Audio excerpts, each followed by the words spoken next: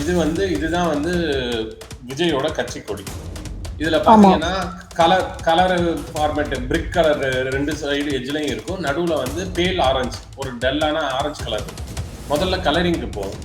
இப்ப இந்த கலரிங் ஃபார்மேட்ல பார்த்தோம் அப்படின்னா அப்படியே வந்து ஸ்பெயின் கொடி கலர்ல வந்திருக்கு. அதுல ஒரு பூ சிம்பிள் இருக்கு. அந்த பூ வந்து மங்கி பாட். அந்த மங்கி பாடை தான் வாகை மலர்னு போய் சொல்லிட்டாங்க. உண்மையான வாகை மலர் எப்படி இருக்கும்னா மஞ்சள் கலர்ல இருக்கும். இதுதான் வாகை மலர் மஞ்சள் கலர்ல இருக்கும். இவங்க கொடுத்தது என்னன்னா மங்கி பாட், ஸ்பெயினோட தேசிய பூவை அதில் வச்சிருக்காங்க. லயலா காலேஜுக்குள்ள ஒரு சர்ச் இருக்கு. அது ஸ்பெயின் நாட்டில் உள்ள சர்ச்சை ஒத்து இருக்கு. அப்ப இந்த கட்சி ஆரம்பிக்கிறப்ப வந்து ஸ்பெயின் நாட்டு லயோலாவோட தொடர்புகள் மூலமா ஆரம்பிக்கிறாங்க. இன்டைரக்டா கத்தோலிக்க சபை விஜய் மூலம் ஆட்சியை பிடிக்க பாக்குறாங்க. பேக்டோர் என்ட்ரின்னு சொல்லுவாங்க. பின்கதவு வழியா விஜயை வச்சு கத்தோலிக்க சபை ஆட்சி இனிமே வந்து திமுகவே நம்பி இருக்க முடியாது, தனிப்பட்டு கிறிஸ்தவ மாநிலமா தமிழ்நாடு ஆக்கணுங்கிற முயற்சி. அவங்க பிளானே இந்தியாவே மாத்தணும், தமிழ்நாட்டை மாத்தணுங்கிற முயற்சியில பண்ணியிருக்காங்க அப்படின்னு சொல்லுவேன். லியோன்னு ஒரு படம் வந்தது, நீங்க எல்லாம் பார்த்திருப்பீங்க. அதுல விஜய் வந்து ஃபர்ஸ்ட் ஹாஃப்ல வந்து கிறிஸ்தவ மதம் வந்து நரபலி கொடுக்கறது, சாத்தான் வழிபாடு மாதிரி பயங்கரமா காமிச்சிருப்பாங்க. சின்னத்த குழந்தைங்களோட எல்லாம் கூட்டு போயிருந்தீங்கன்னா அந்த சீன்லாம் ரொம்ப பயந்துருக்கு. செகண்ட் ஹாஃப்ல லியோங்கிறவர் பார்த்திபனா இந்து மதத்துக்கு மாறி, அதுவும் காஷ்மீர்ல உள்ள சிவாலயத்தை கும்பிடுற மாதிரி பண்ணியிருப்பாங்க. கோட் கிரேட்டஸ்ட் ஆஃப் ஆல் டைம்னு ஒரு படம் வந்தது. அந்த படத்துல வந்து விஜய்க்கு பேரு காந்தின்னு பேர் வச்சாங்க. இதுவரையும் அவர் நடிச்ச 65 படங்கள்ல காந்திங்கிற பேர் வந்து எந்த படத்துலையும் வந்து அவர் வைக்கல. ஸோ இந்த படத்துல மட்டும்தான் கிறிஸ்தவ பேரா தான் நிறைய வச்சிருப்பாரு. பீஸ்ட்ல எல்லாம் கிறிஸ்தவ குறியீடுகள் நிறைய இருக்கும்.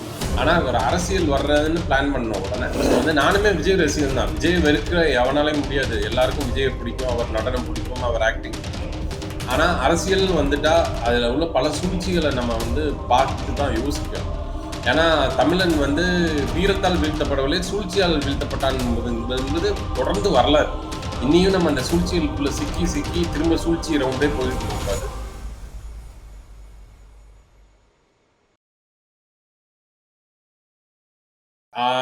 அருமையான கேள்வி. இப்ப நடிகர் விஜயை வந்து பின்புலம் இருந்து யாரும் இயக்குகிறார்களா அப்படின்னு இதவே நான் தொடர்ந்து பார்த்துக்கிட்டே தான் வந்தேன். ஸோ இதுல வந்து மெயினா நம்ம பார்க்க வேண்டியது என்ன அப்படின்னா, கண்டிப்பா சில ஆதாரங்கள், முக்கியமான ஆவணங்களை நான் இப்போ உங்கள்கிட்ட கொடுக்குறேன்.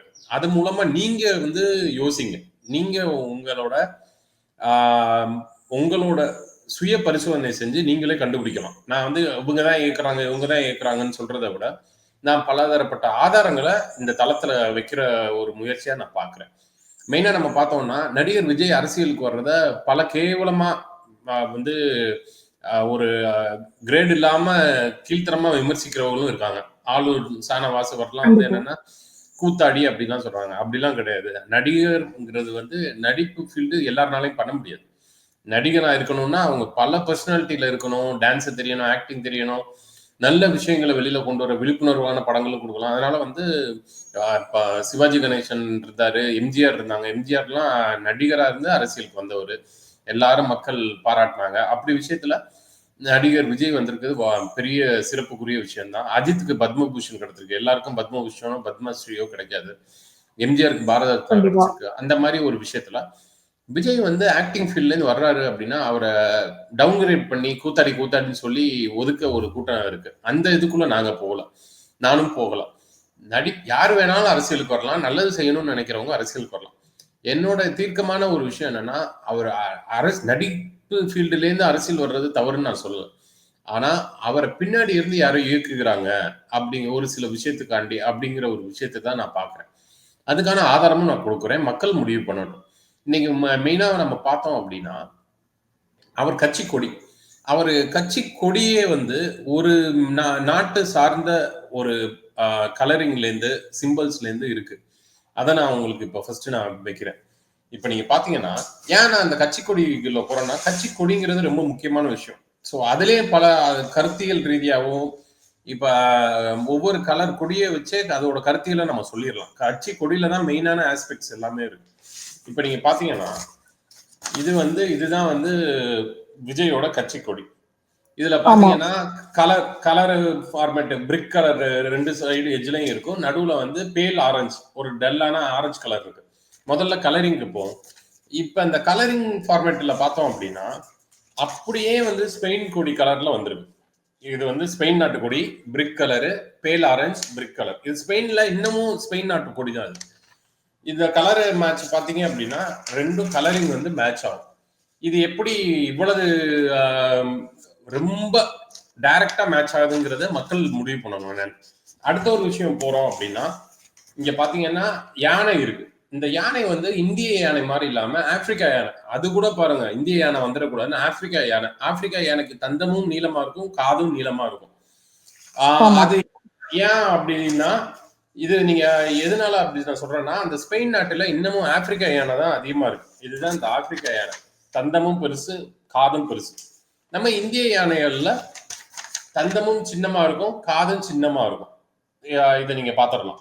சரி இப்ப வந்து கலர் மேட்ச் ஆகுது ஸ்பெயின் நாட்டு கொடியோட, அந்த இருந்த அனிமல் மேட்ச் ஆகுது. வேற ஏதாவது மேட்ச் ஆகுதுன்னா அதுல ஒரு பூ சிம்பிள் இருக்கு. அந்த பூ வந்து மங்கி பாட். அந்த மங்கி பாடை தான் வாகை மலர்னு போய் சொல்லிட்டாங்க. உண்மையான வாகை மலர் எப்படி இருக்கும்னா மஞ்சள் கலர்ல இருக்கும். இதுதான் வாகை மலர் மஞ்சள் கலர்ல இருக்கும். இவங்க கொடுத்தது என்னன்னா மங்கி பாட், ஸ்பெயினோட தேசிய பூவை அதுல வச்சிருக்காங்க. இப்ப நீங்க மொத்தமா அதுல பாத்தீங்க அப்படின்னா இந்த கொடியில கலர் ஸ்பெயின் நாட்டு கொடியா மேட்ச் ஆயிருச்சா, யானை மேட்ச் ஆயிருச்சு, ஸ்பெயின் யானை. பூ வந்து ஸ்பெயின் மங்கி பாட் மேட்ச் ஆயிருச்சு. அப்ப எப்படி ஏன் ஸ்பெயின் நாட்டு கொடி கரெக்டா வரணும் அப்படின்னு நீங்க கொஞ்சம் பாத்தீங்கன்னா லயோலா காலேஜ் இருக்கு. லயோலா காலேஜுக்கும் விஜய்க்கும் நெருங்கிய தொடர்பு இருக்கு.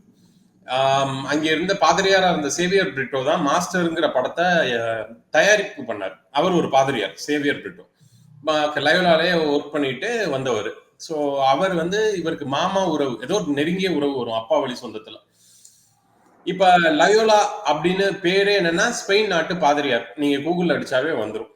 இவ்வளவு விஷயம் வந்து என்னன்னா அப்ப லயோலா காலேஜ் வந்து இவங்க இயக்க பார்த்திருக்காங்க. இன்னொன்னு வந்து அந்த லயோலா காலேஜுக்குள்ள ஒரு சர்ச் இருக்கு. அது ஸ்பெயின் சர்ச், ஸ்பெயின் நாட்டுல உள்ள சர்ச்சை ஒத்து இருக்கும்.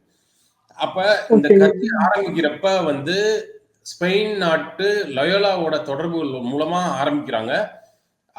இவர் வந்து எஸ்.ஏ. சந்திரசேகரன், விஜயோட அப்பா வந்து கிறிஸ்தவ மதத்துல மிகவும் பிடிப்புள்ளவர், லயோலாவோட நெருக்கமானவர். அவர் போட்ட பொறுப்பாளர்கள் தான் நிறைய பொறுப்பாளர் பாத்தீங்கன்னா ஜான் ஆரோக்கியசாமி, அவர்லாம் வந்து அரசியல் ரிலேட்டடா ரிசர்ச் பண்ணி பொலிட்டிக்கல் இது கொடுக்கறது, அந்த மாதிரி ஒரு விஷயம். இப்ப அவங்க எல்லாம் நிறைய பேர் உள்ள இருக்காங்க.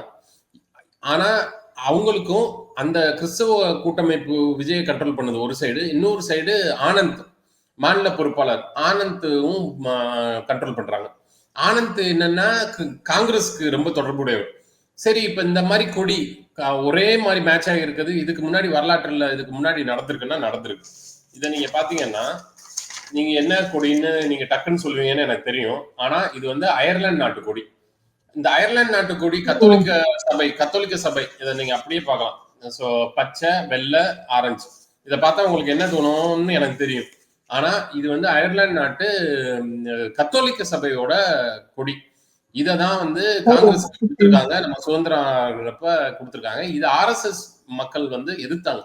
இந்த கலர் கொடி எல்லாம் வரக்கூடாது, எங்களுக்கு காவி கொடி தான் வேணும் அப்படிங்கிற மாதிரி ஒரு பிரச்சனை ஓடி இருக்கு அந்த காலத்துல, 40-50 வருஷத்துக்கு முன்னாடி. அப்ப என்னன்னா இன்டைரக்டா கத்தோலிக்க சபை விஜய் மூலம் ஆட்சியை பிடிக்க பாக்குறாங்க. பேக்டோர் என்ட்ரின்னு சொல்லுவாங்க. பின்கதவு வழியா விஜயை வச்சு கத்தோலிக்க சபை ஆட்சி இனிமே வந்து திமுகவே நம்பி இருக்க முடியாது, தனிப்பட்டு கிறிஸ்தவ மாநிலமா தமிழ்நாடு ஆக்கணுங்கிற முயற்சி. அவங்க பிளானே இந்தியாவே மாத்தணும், தமிழ்நாட்டை மாத்தணுங்கிற முயற்சியில பண்ணியிருக்காங்க அப்படின்னு சொல்லுவேன். இன்னொரு விஷயம் நீங்க பாத்தீங்கன்னா டாவின்சி கோடுன்னு ஒரு படம் வந்தது. அது வந்து இந்த கிறிஸ்தவ மதம் வந்து சாத்தான் வழிபாடுன்னு சொல்லியிருக்கும். டாவின்சி கோடு இருக்கிறதுல கெட்ட மதம், தவறான மதம், நிறைய பேர் வந்து சாத்தான் மாதிரி ஆயிடுவாங்க அப்படின்னு சொல்லி வந்ததுதான் டாவின்சி கோடு. நிறைய சாவு நடக்கும் இந்த மதத்துல உள்ளவங்களுக்கு அப்படின்னு சொல்லியிருந்தது. அது உலகம் ஃபுல்லா ஓடிச்சு அந்த படம். ஆனா தமிழ்நாட்டுல பேன் பண்ணாங்க. எப்படி, யாருன்னா லயோலா தான் பேன் பண்ணுது. லயோலா காலேஜும் மெட்ராஸ் கிறிஸ்டியன் காலேஜும் கேஸ் போட்டு அதை வெளிவராம பண்ணாங்க. தமிழ்நாட்டுல ஓடல, இந்தியால எல்லா இடங்கள்லயும் ஓடிச்சு, தமிழ்நாட்டுல கோவால ஓடல. இதெல்லாம் வந்து கிறிஸ்தவ ஆதிக்கங்கள் அதிகமான மாநிலங்கள்.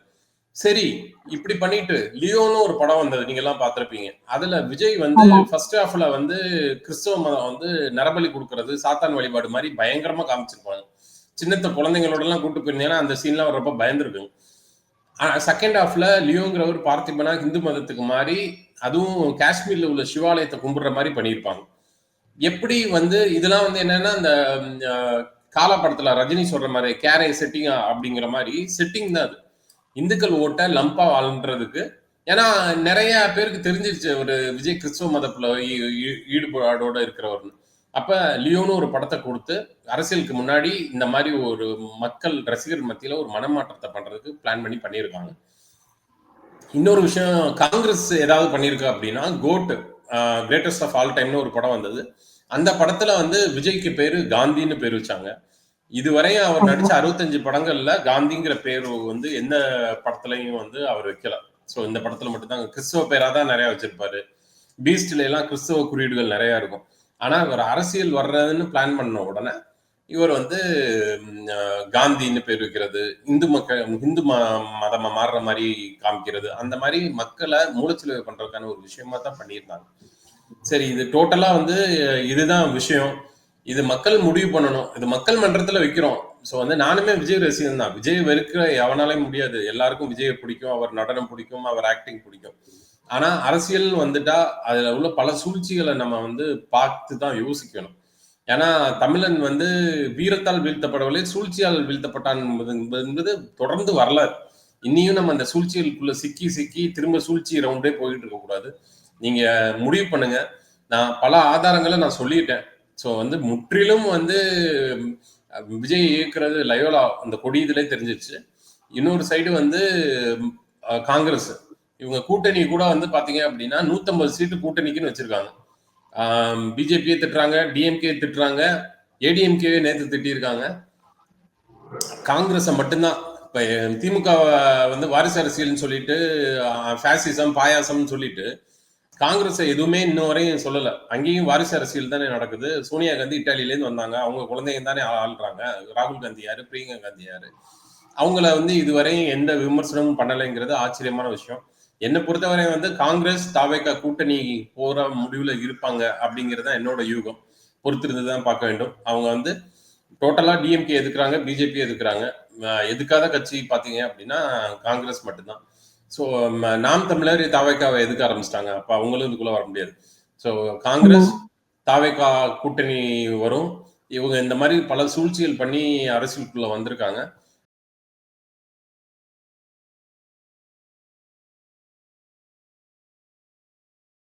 திமுகவுக்கு வந்து பிரசாந்த் கிஷோர் தான் வந்து ஒருங்கிணைப்பாளர், தேர்தல் ஒருங்கிணைப்பாளரா இருந்தாரு. வியூகம் வகுக்கிறதெல்லாம் பண்ணாரு. அதுல முக்கியமா என்ன பண்ணாங்கன்னா, பிஜேபி வந்து பிராமணர் கட்சி அப்படிங்கிற ஒரு புரொபகண்டா பொய் பரப்புரை பண்ணி பண்ணி இது பண்ணாங்க. இப்ப இங்க வந்திருக்காங்க. இப்ப தாவேக்காக்கு வந்திருக்காரு. ஏதாவது பொய் பரப்புரை மெயினா எடுத்து தான் பண்ணுவாங்க. அது பொறுத்திருந்தா பார்க்கணும். ஆனா பிரசாந்த் கிஷோர்னால பெருசா ஒண்ணும் பண்ண முடியாது. ஏன்னா இங்க லோக்கல்ல உள்ளவனுக்கு தான் வந்து தெரியும். சோ இந்த ஏரியால யாரு ஈரோடுக்கு யார் செட் ஆவா, சென்னை ஏரியாவுக்கு யார் செட் ஆவா, ஓகே. மதுரை ஏரியாவுக்கு யார் செட் ஆவா, திருநெல்வேலிக்கு யார் செட் ஆவான்னு லோக்கல்லே இருந்தவங்களுக்கு தான் நல்லா தெரியும். பிரசாந்த் கிஷோர் பூர்வீகம் பீகார்லேருந்து வந்து இங்க பண்றதுங்கிற சாத்தியம் இல்ல. மேபி ப்ரொபகண்டா பரப்புரைகளுக்கு ஈஸியா இருக்கும். அவர் சில பரப்புரைக்கு பெஸ்ட் அவர். பொய் பரப்புரை நிறைய பண்ணி விடுவாரு. மொத்தத்துல வந்து ஜான் ஆரோக்கியசாமிங்கிற அவர் பொறுப்பாளரே வந்து ஆஹ் விஜய் கட்சியில இருந்துகிட்டே அவர் என்ன சொன்னார்னா 2% ஓட்டு கூட வாங்க முடியாது ஜான் ஆரோக்கியசாமி சொன்னாரு. ஆடியோ ரிலீஸ் ஆச்சு. ஸோ வந்து 2% ஓட்டு கூட வாங்க முடியாது. ஸோ இவங்க வந்து பார்ப்போம் என்னன்னா அவன் கட்சிக்குள்ளே உள்பூசல் நிறைய வர ஆரம்பிச்சிருச்சு. ஒரு சைடு வந்து மாநில பொறுப்பாளர் வந்து ஆனந்துக்கும் John Arokiasamy okay. Loyola SA Chandrasekaran faction கிறிஸ்தவ அமைப்புகள் கூட்டமைப்பு இருக்கவங்களுக்கும் ஒரு உள்பூசல் இருக்குது. அது பெரிய சர்ச்சையாயிடுச்சு. அது ஆடியோ ரிலீஸ் ஆனிச்சு. ரிஃப்ளெக்ட் நியூஸ் தமிழ் எல்லாத்துலயும் போட்டாங்க. அதனால வந்து இந்த உள்பூசல்ல இருந்தே அவங்க வெளியில வர்றதுக்கு ரொம்ப சிரமமா இருக்கும். ஒரு டீமா ஒர்க் பண்ணாதான் அவங்களால இது பண்ண முடியும். இது கண்டிப்பா வந்து தாவேக்காக்கு ஒரு பெரிய எழுச்சியை பிரசாந்த் கிஷோர் வந்தனால கொடுக்க போறது இல்ல. இதுதான் டோட்டலா வந்து பிரசாந்த் கிஷோர் வந்து வியூவும் இருக்கிறாரு. ஆனா கட்சி பேஸ் எல்லாமே வந்து லயோலாவும் காங்கிரஸும் பேக் போனா பின்னாடி இருந்து இயக்குறாங்க அப்படிங்கிறத இந்த தளத்துல நான் பதிவு செய்யறேன்.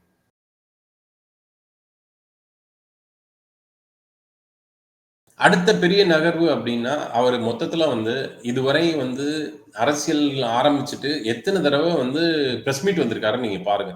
அது ரொம்ப முக்கியம். ஏன்னா, அந்த பிரஸ் மீட் வர்றாங்க. அண்ணாமலை எத்தன பிரஸ் மீட் பண்ணியிருக்காரு, விஜய் எத்தன பிரஸ் மீட் பண்ணியிருக்காரு. அத நீங்க பார்த்தாவே தெரிஞ்சிரும். பிரஸ் மீட் தான் மக்கள் மன்றத்த நேரடியா நம்ம சந்திக்க முடியாட்டியும் இப்படி வர்றது ரொம்ப முக்கியம். அது பிரஸ் மீட்டே அவர் அவ்வளவா குடுத்ததில்ல. ஸோ, இப்ப வந்து என்ன அப்படின்னா, கட்சிய ஆரம்பிச்சு 2 கூட்டம் தான் போட்டிருக்காரு. மக்கள ஆமா. பெருசா சந்திக்கல. பிரஸ் மீட்டுக்கும் வரல. அப்படிங்கிறப்ப அவரோட அடுத்த இதுன்னு பார்த்தா, இப்ப பிரசாந்த் கிஷோர கூப்ட்டு வந்தது. அதுக்குள்ளே ஆதவ் அர்ஜுன் இருக்காங்க. உள்குத்து ஏதாவது பண்ணிட்டு இப்படியே டிராக் ஆகிட்டே தான் போயிட்டு இருக்கு. பெரிய லெவல்ல எதுவும் சொல்ல முடியாது. மேபி அந்த கூட்டணி டிசைட் பண்றத வேணா சொல்லலாம். கூட்டணி ஒண்ணு டிசைட் பண்ணுவாங்க. ஆ யாரோட கூட்டணி போலாம் அப்படிங்கிறது. அத நோக்கி இருக்கோம். என்ன பண்ண போறாங்க என்னன்னு சொல்லி அத அப்சர்வ் பண்ணிட்டு இருக்கோம். மேபி அதுல வந்து காங்கிரஸ் லூப் இன் பண்றதுக்கான வாய்ப்புகள் நெறைய இருக்கு. ஏன்னா ஏடிஎம்கே கூட்டணியும் கிடையாது. காங்கிரஸ் கூட்டணி மட்டும் தான் இருக்கு. டிஎம்கே எதுக்குறாங்க, பிஜேபி எதுக்குறாங்கிறப்ப லெஃப்ட் அவுட் காங்கிரஸ் தான். அவங்களுக்கு ஒரு 150 சீட்டு குடுக்குற அளவுக்கு கூட்டணி வேணும்னு பார்க்குறாங்க. அப்ப தேசிய கட்சியோட போனா தான் அவங்களுக்கு ஈஸியா இருக்கும். ஸோ என்னுடைய ஆ ம தொலைநோக்கு பார்வை மூலம் நான் சொல்ல வேண்டியது என்னன்னா, காங்கிரஸோட சேர்றதுக்கான வாய்ப்பு அந்த கூட்டணி டிசைட் பண்றது ஒரு முக்கிய ஃபேக்டரா இருக்கும்.